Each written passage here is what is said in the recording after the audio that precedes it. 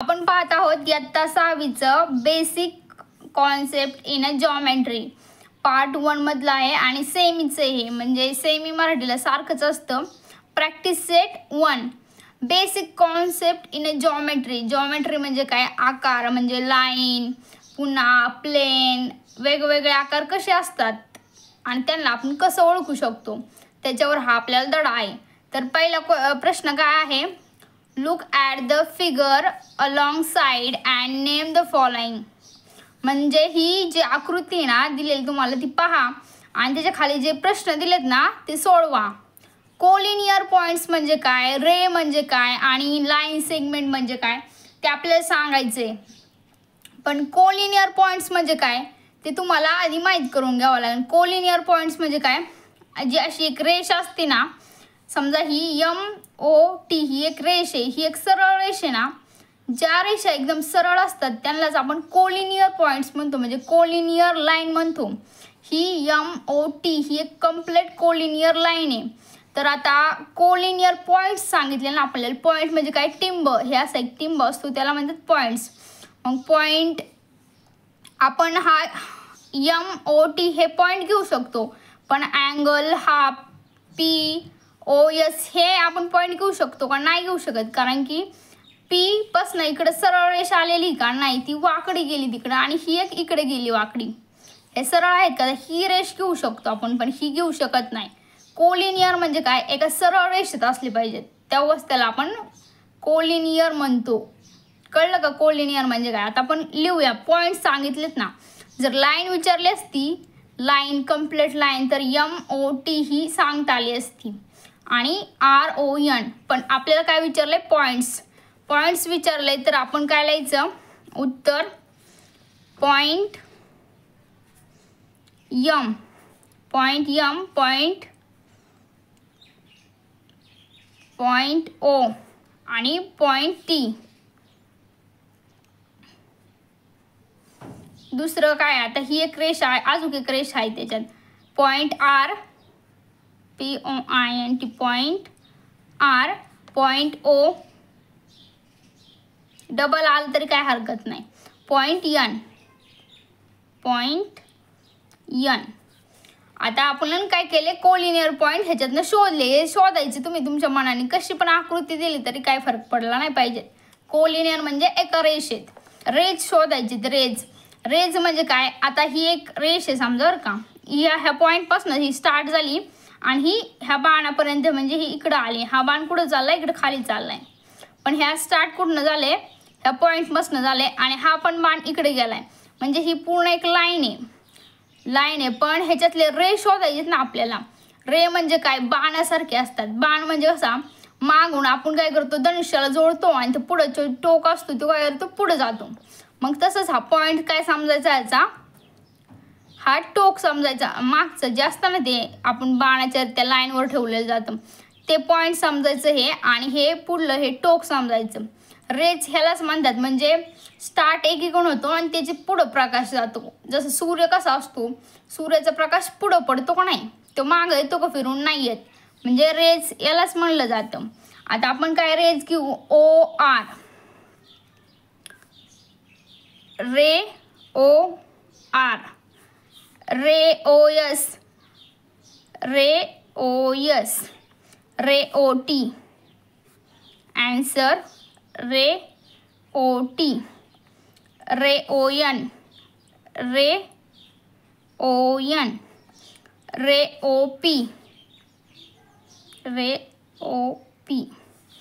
आणि रे OM. रे म्हणजे ही अशी लाईन असली पाहिजे आणि इथं हा पॉइंट असला पाहिजे. ह्याच्या मागं लाईन असली तरी काय हरकत नाही, पण हा पॉइंट मध्ये असलाच पाहिजेत. असे आपण शोधून ह्याच्यातनं लिहिलेत. आता खाली आहे लाईन सेगमेंट. लाईन सेगमेंट कोणते म्हणजे ह्याच्यात लाईन कोणते येतं? ह्याच्यात लाईन काय आहे? RN आणि MT हे दोनच लाईन आहेत. त्याच्यात जास्त लाईन आहेत का? नाही, ते एवढे दोनच आहे. line MT and line RN. Lines किती त्याच्यात? आता हे लाईन्स म्हणजे आपल्याला लाईन सेगमेंट म्हणजे कंप्लीट लाईन शोधायची होती, पण आता लाईन शोधायच्यात. ही पण एवढीशी एक छोटीशी एक लाईन आहे, एवढीशी एक छोटीशी लाईन आहे, अशा किती लाईन आहेत. आता ही MTON हे ज्याच्यात असं असं सगळं दिसतात ना, ह्या सगळ्या लाईन आहेत. MT आपण इथनं स्टार्ट करू. MT लाईन असा शब्द लिहायचा असतं बरं का पुढं. लाईन RN हे मोठ्याल्या लाईन झाल्या. ही लाईन नसणार आहे बरं का, पण ही अशी लाईन नसणार. सरळ असली तरच ती लाईन म्हणली जाते ना. आता काय करायचं पुढं? OR line, OS line, OT line,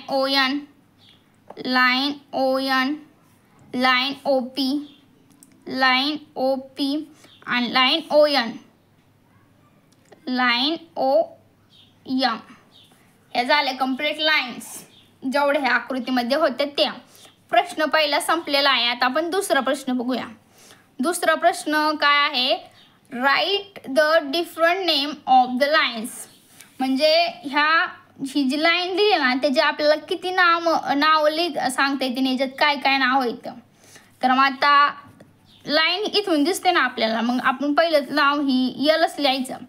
म्हणजे नाव आहे त्या पूर्ण लाईनला L नाव आहे. लाईन L, लाईन AB हे पण असू शकतं ना. लाईन AC पण असू शकतं. लाईन AC, लाईन AD पण असू शकतं. Line AD, line BC, line BC, line BD, line BD, line CD. आता एवढे नावले झाले, पण तुम्ही आता असं पण लिहू शकता बरं का.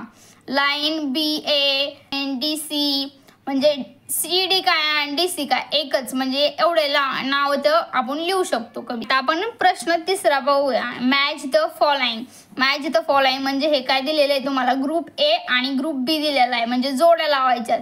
आणि हे आन्सर मिस लिहिलंय आपण. याचे उत्तर ह्याच्या पुढे इथं डायरेक्ट लिहू.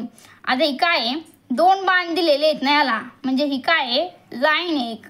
आणि ही पॉईंट दिलेत म्हणलं काय? एक लाईन सेगमेंट. ही प्लेन आहे. प्लेन म्हणजे काही पण आकार. आता तुम्ही हा मोबाईलमध्ये बघताय ना, हा मोबाईल पण काय आहे?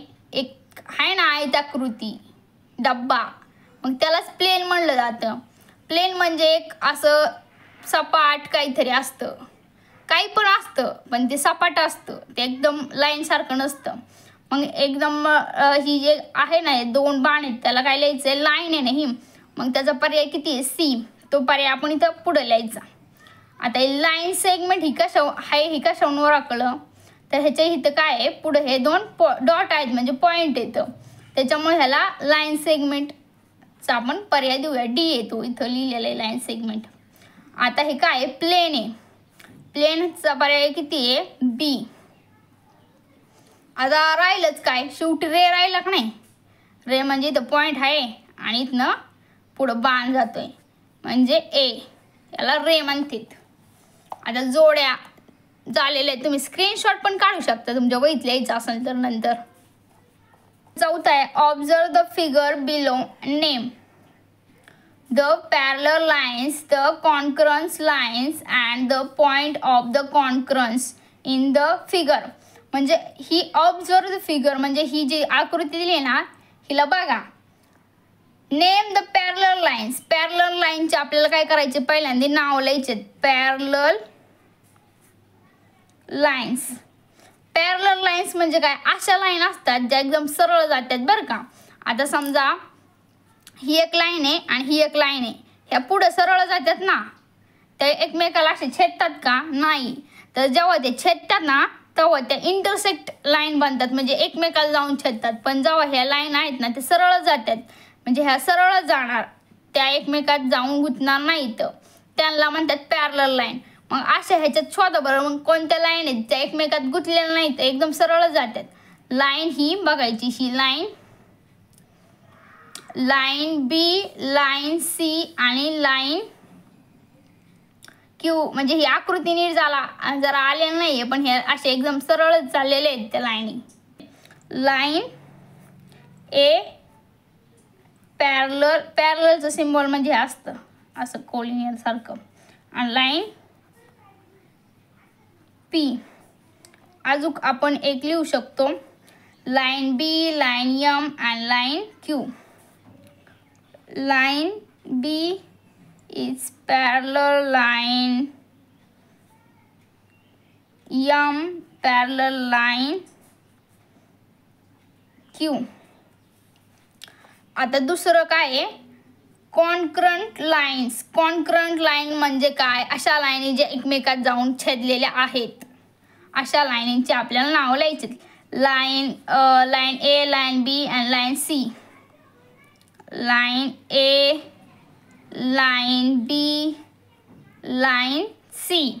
आणि लाईन ही लाईन बघायची का, ही लाईन ए आणि ही लाईन सी म्हणजे ही दोन लाईनीमध्ये पण ही झालेलं आहे ना, छेदलेलं आहे. पण नसेल समजत तर जाऊन द्यायचं, थोडं लिहिलं तरी चालतं.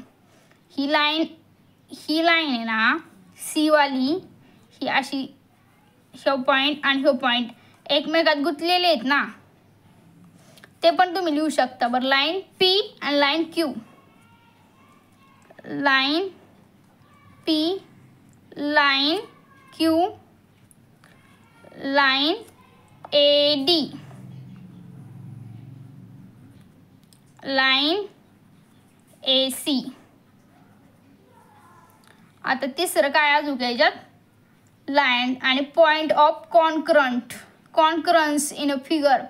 कॉन्करन्स पॉईंट म्हणजे कोणते, असे पॉईंट शोधा की ना ज्या पॉईंटमधून बरेच लाईन गेलेले आहेत. आता ह्या लाईनमधनं किती काय बरेच लाईन गेली का, एकच लाईन गेलेली, मग ती कॉन्करन्स आहे का, नाही. पण ह्या पॉईंटमधनं किती गेलेत, एकपेक्षा जास्त लाईन गेली पाहिजेत, याच्यात एकच गेलेली, त्यामुळे तो कॉन्करन्स पॉईंट ठरणार नाही. पण हा डी ठरू शकतो का नाही, त्यात पी गेलाय आणि क्यू गेलाय म्हणजे एकापेक्षा जास्त लाईन गेल्यात. आणि ह्या ए पण ठरू शकतो कारण त्याच्यात पण एकापेक्षा जास्त म्हणजे 3 लाईन गेल्यात.